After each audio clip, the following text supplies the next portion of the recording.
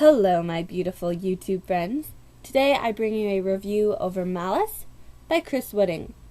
The story is about a comic called Malice. Now, here's the deal. Malice, this comic, doesn't actually exist. It's just a rumor that's whispered between middle grade students. It's a joke, really. Except for the fact that Malice actually is a comic. And this chant or rhyme that you have to say if you want to go to Malice isn't just a joke either.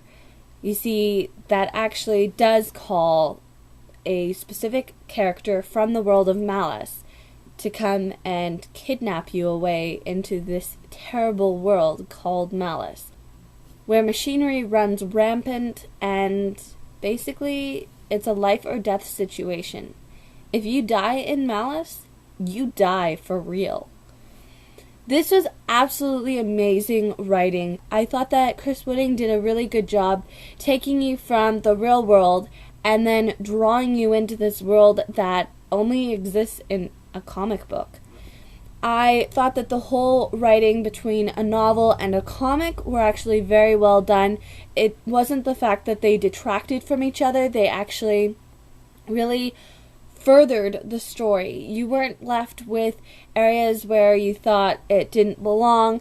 There is smaller sections of comics throughout the entire story, and it's not like you're being overly influenced by the comics, but there's areas of the story where they need to be set in a comic setting and not in a descriptive writing setting, and I thought it was extremely well done. Now, Malice is one of those worlds where you really don't want to belong, but there are the rare few who feel like Malice is home. I really enjoyed the fact that the Timekeeper, I believe that's his name, he creates these machinery devices who then need to suck the time out of these children. Now, I thought it was a really unique concept, the fact that it is time that they want to suck, not the life.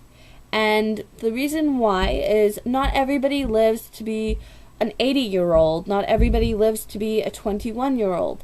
And I thought that was a really interesting concept to go with. Now, one area that I thought was really well done was the whole going from the real world to going into the comic world.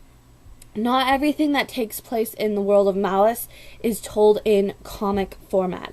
And I really enjoyed that, and I felt like I wanted to continue reading the novel portion of the story to get to the comic portion, because it was extremely well done to actually look at what this world was meant to look like.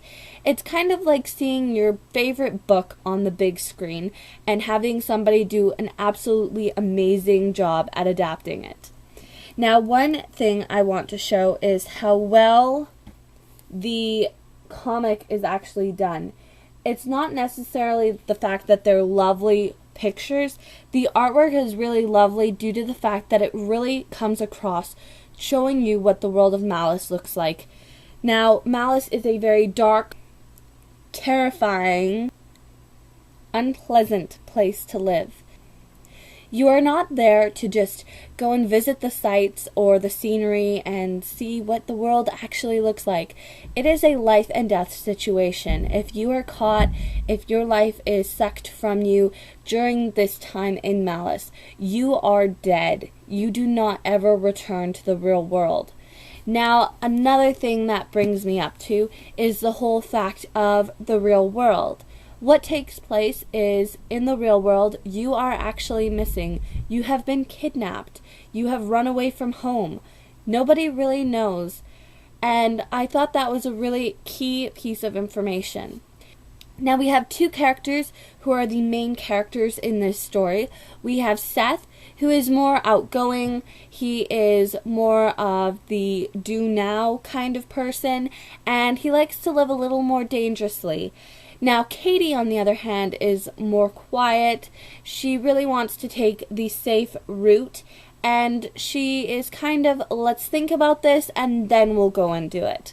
And I really enjoyed seeing the dynamic between these two. Now, there's a direction that Katie's character goes in that I was not fully expecting to take place, and when I finally clued in and thought, is is Chris Wooding taking her character in that direction? When it happened, I wasn't shocked because I kind of saw it coming, but I was shocked because I didn't expect that to take place.